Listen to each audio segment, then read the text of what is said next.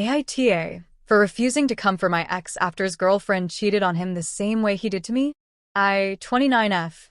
Never thought I'd be the kind of person to write on here, but I've been sitting with this weird, heavy mix of emotions for weeks, and I don't know if I handled things wrong, or if I'm just still healing from something that ended years ago. My ex, Liam, 31M, reached out to me recently after his girlfriend cheated on him. The irony of it is painful because she did it almost exactly the same way he cheated on me 3 years ago. He wanted to talk, to have closure, and to tell me that now he finally understands how I felt. I told him I wasn't interested in comforting him. I didn't yell, I didn't insult him. I just said I wasn't the person he could turn to for sympathy. And ever since, he's been telling our mutual friends that I'm cold and heartless, and that after everything we went through, I should have at least been kind enough to talk to him. But before I get into that part, I think I need to go back to where it all started. Because I didn't always feel this detached. I used to love him more than I thought I could love anyone. Liam and I met when I was 23 and had just started a new job. He was charming in that quiet, attentive way, the kind of person who listens so deeply that you feel like you're the only one in the room.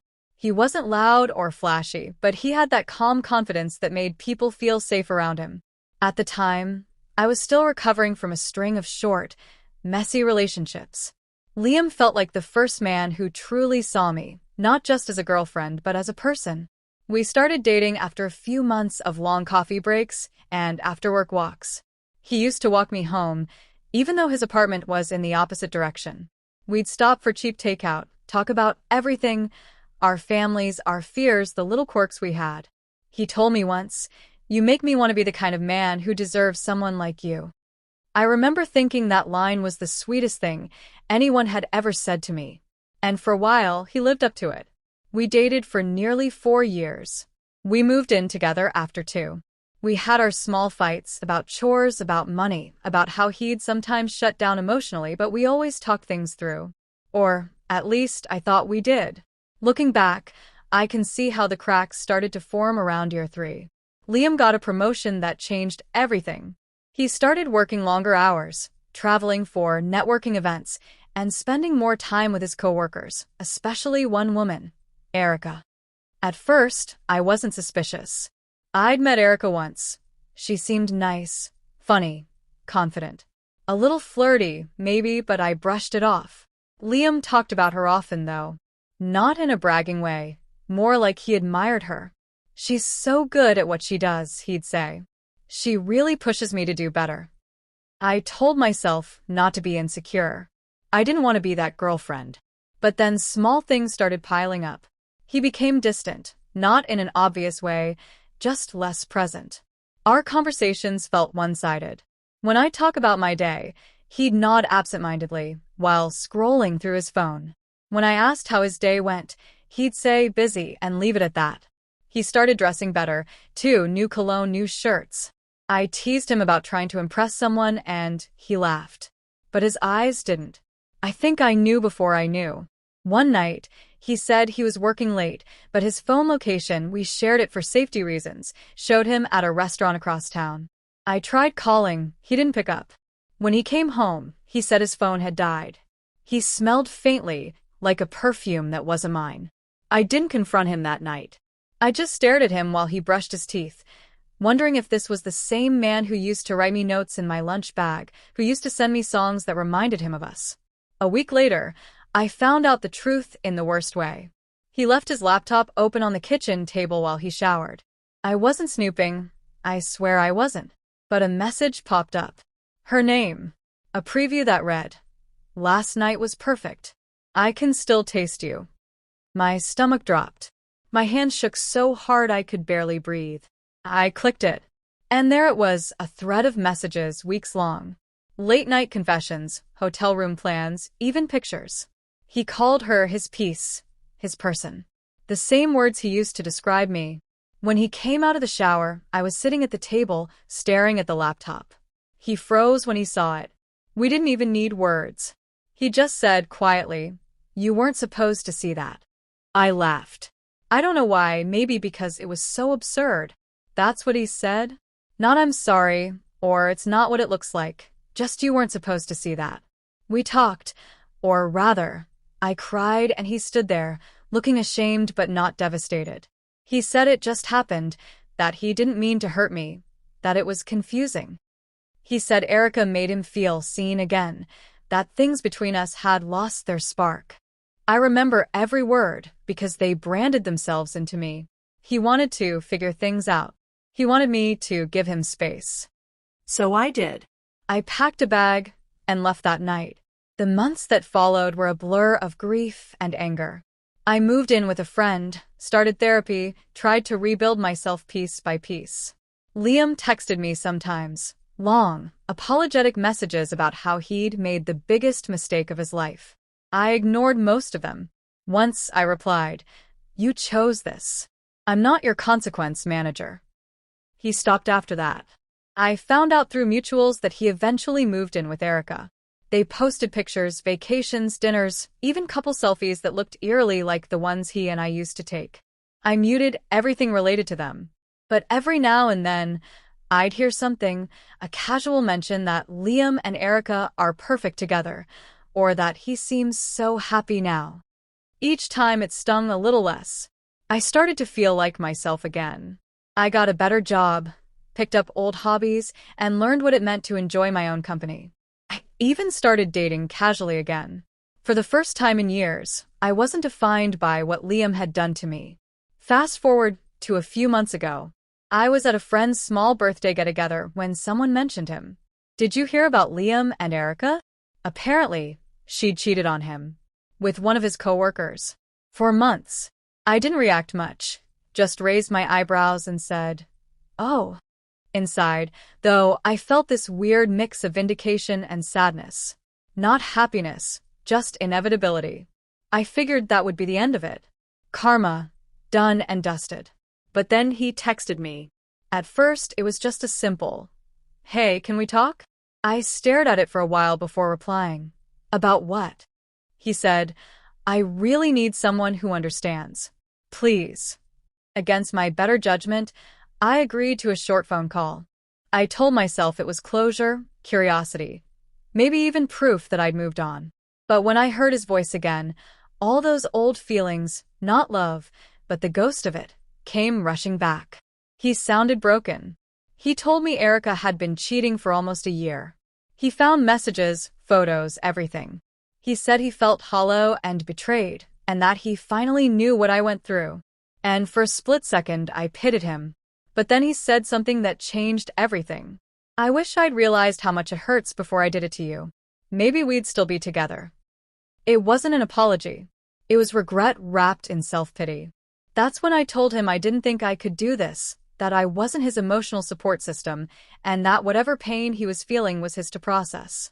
He tried to guilt me. Said he thought I'd grown past the bitterness. Said he just needed a friend.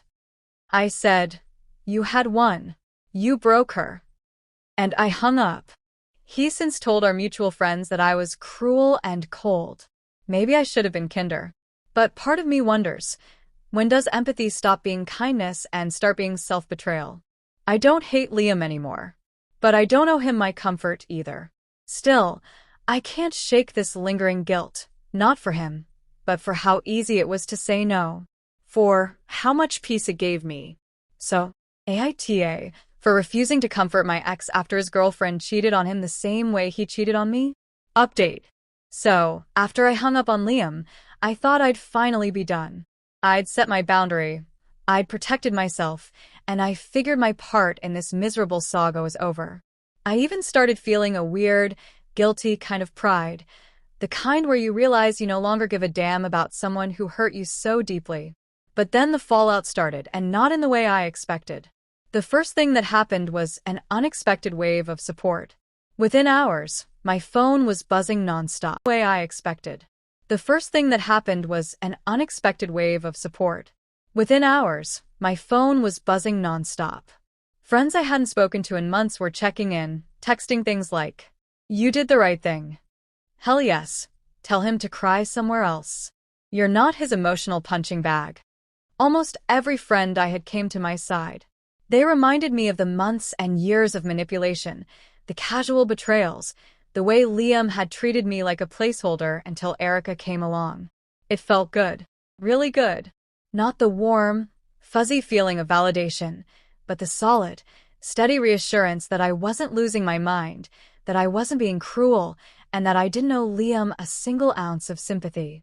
Then came the one friend who couldn't resist stirring the pot. Let's call her Jenna. She messaged me.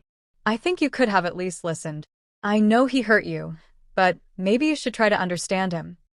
I stared at that text for a long time. My chest tightened, my stomach dropped, and then I laughed. Not a little laugh, a cold, humorless laugh. I didn't reply. I deleted her message. Then I deleted her contact. It wasn't dramatic or mean. I just removed her. I realized that I didn't need someone telling me I had to extend empathy to someone who had no right to it. Jenna had crossed a line by implying that my moral duty somehow included comforting the man who cheated on me. And I wasn't about to allow that. Almost every other friend, without exception, messaged me saying, "Good riddance. You don't need that energy." It was liberating. Meanwhile, Liam wasn't giving up. He texted, called, and even emailed me at odd hours. His messages ranged from desperate to passive-aggressive. "I don't know what you want from me. I just thought you'd understand. I know I hurt you, but can't we at least talk? You were the only one who ever got me. Please, just hear me out." I deleted them all. Every single one. Not because I was angry, though I was, but because I had finally realized that I didn't need to expend emotional energy on him ever again. Then, one night, he showed up outside my apartment. I was getting groceries when I saw him across the street. His posture was slumped, head hanging low, shoulders tense. For a moment, I considered pretending not to see him. Then I remembered every single night I had cried over him, every time I had waited up wondering where he was, every time I had told myself that maybe this time he would change. I didn't move. I didn't run. I just walked toward the building, keeping my bag in front of me like a shield. He called my name, but I didn't answer. He approached, and I finally said, loudly enough for him to hear, "I am not your safe place. I am not here for your pain. You had years of that from me, and now it's gone." He froze. His eyes widened. His mouth opened like he wanted to speak, but no sound came. "You don't get it, do you?" he said finally, voice low and desperate. "You could have been the one person who understood me." "I was that person," I shot back. "And you betrayed me. There's nothing left for you here." And that was it. I walked into my building without looking back. After that encounter, the messages from friends increased. Almost all of them had seen some part of what had happened, and their support made me feel untouchable. They didn't question me. They didn't debate morality. They simply reminded me that Liam's suffering was not my responsibility and that my reaction was healthy. One friend even said, "You finally put yourself first. And that's not selfish. That's called survival." I love that phrase. Survival. Because that's exactly what it felt like. Years of putting someone else's needs above mine, letting him manipulate my emotions, letting him take for granted the fact that I loved him unconditionally. And for the first time, I realized I didn't owe him anything anymore. The irony, or perhaps the satisfaction, came a few weeks later. I ran into one of Liam's coworkers at a cafe.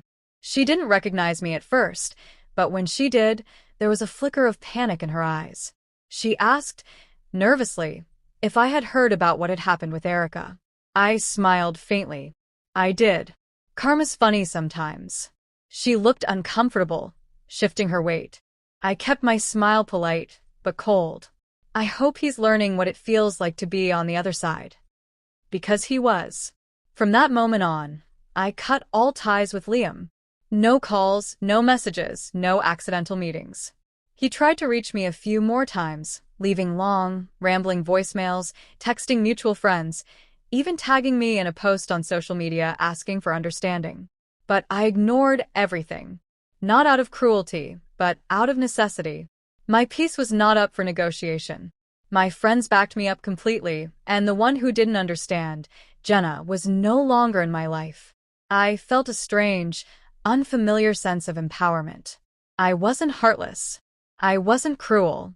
I was simply done. And it felt good.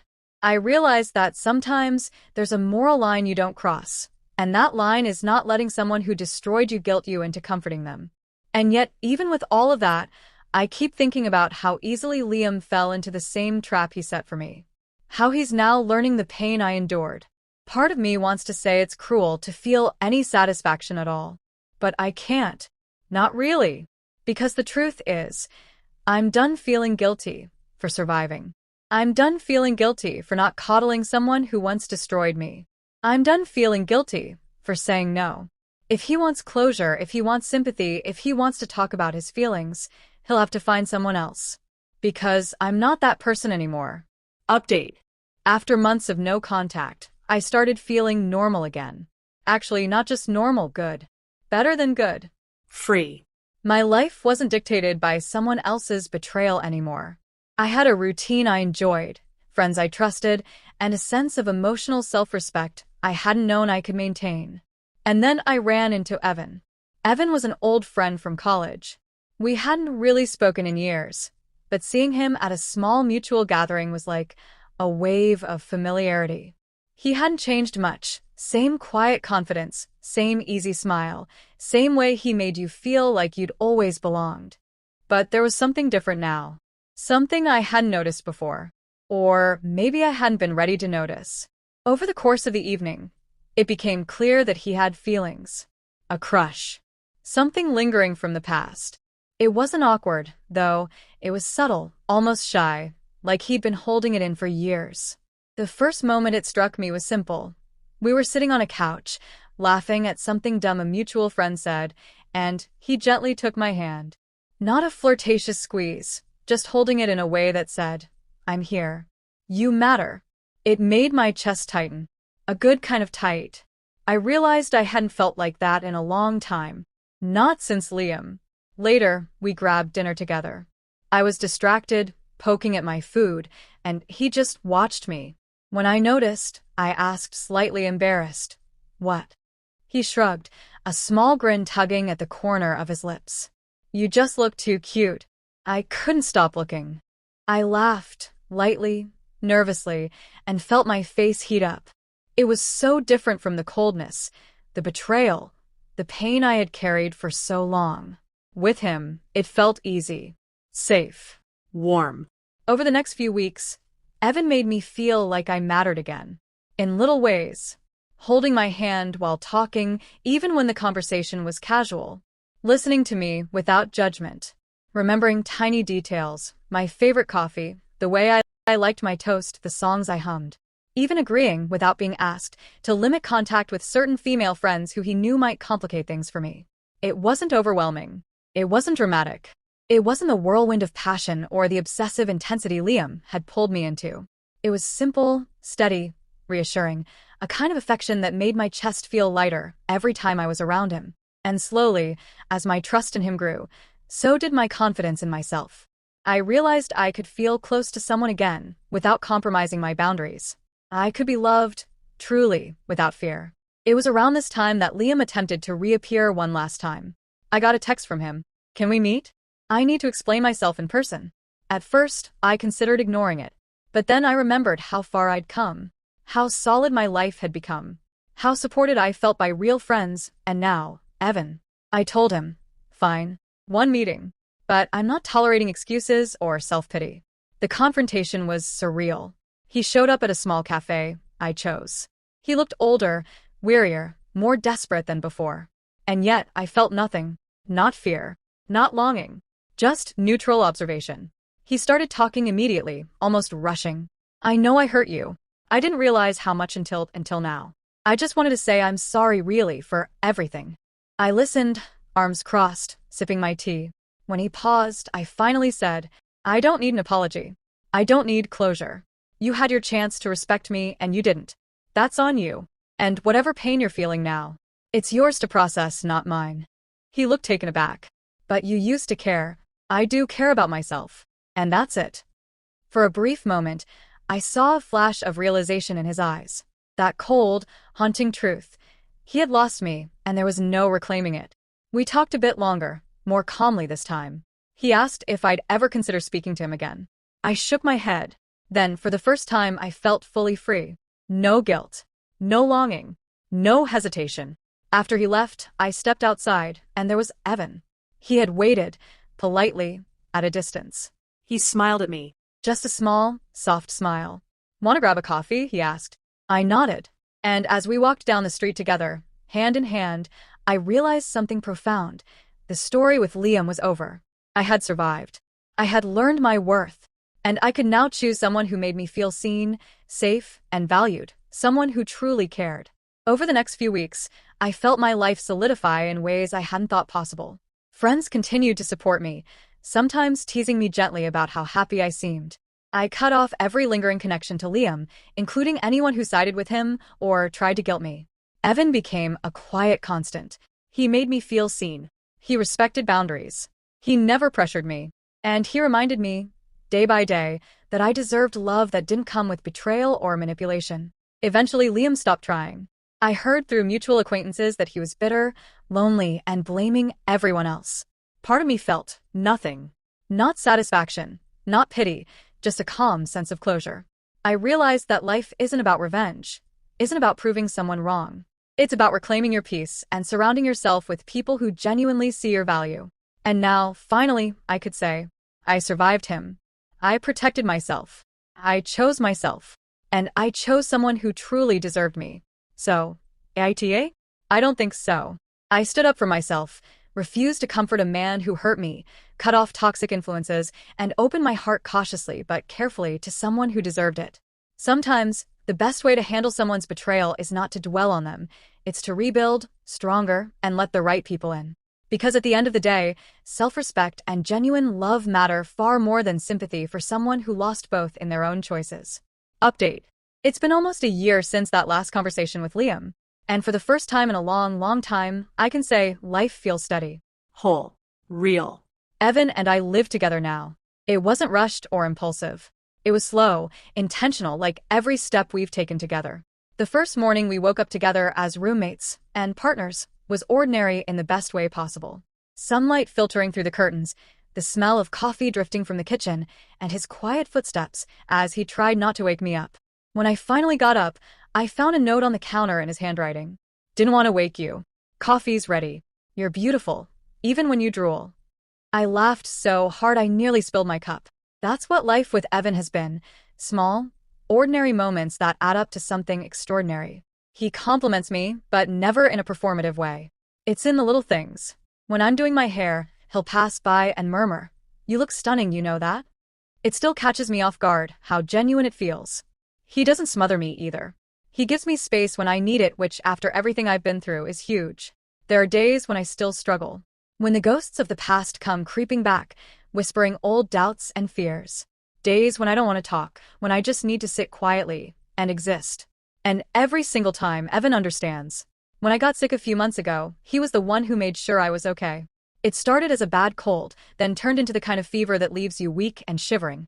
I told him he didn't have to stay home. He had work, meetings, but he refused to leave.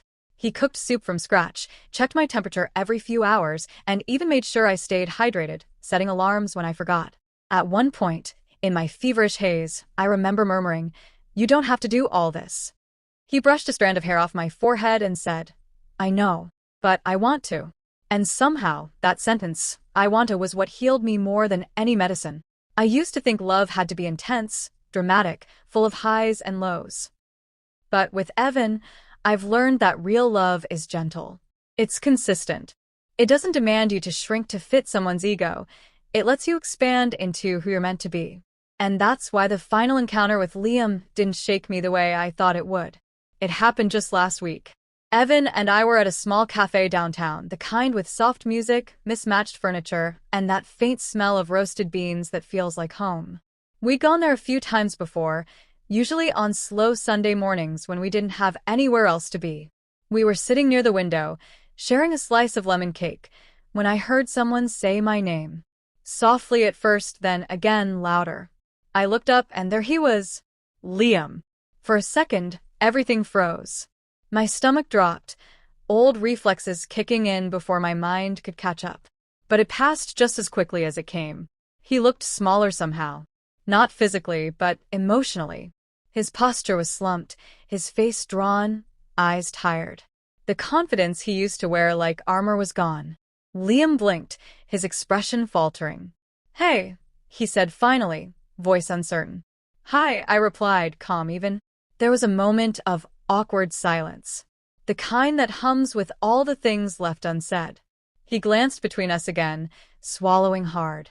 "So, you two are—" "Yes," I said simply. Evan squeezed my hand gently, a silent reassurance that he was there, no matter how uncomfortable this moment became. Liam nodded slowly, eyes flicking down, then back up to me. "You look good." "Thank you," I said. And I meant it, not as politeness, but as closure. He hesitated, then added, "I'm glad you're happy." There was something real in his voice, tired sincerity, maybe even remorse, but it didn't move me. Not anymore. I smiled faintly. "I am." That was all. He seemed to wait for more, maybe for me to say "I forgive you," or "I hope you're doing okay." But those words weren't mine to give. After a long pause, he said quietly, "You really did move on." "Yes," I said. "I had to." His lips parted, as if he wanted to reply, but then he just nodded, almost imperceptibly. "Take care, okay?" "I already am," I said. Then I turned back to Evan. And just like that, it was over. Liam walked away, disappearing into the crowd outside. I didn't watch him go. Evan was still holding my hand. He didn't say anything, just looked at me with that quiet understanding he always carried. "You okay?" he asked softly. I smiled. "More than okay." And I was. Final thoughts. I don't think I'm the villain for refusing to comfort someone who broke me. I think I'm just someone who finally understood that self-respect isn't cruelty, it's clarity. And now, as I sit here with Evan, sipping tea while he reads beside me, I can finally say, I'm happy. Truly, peacefully happy. Not because I found someone new, but because I finally found myself.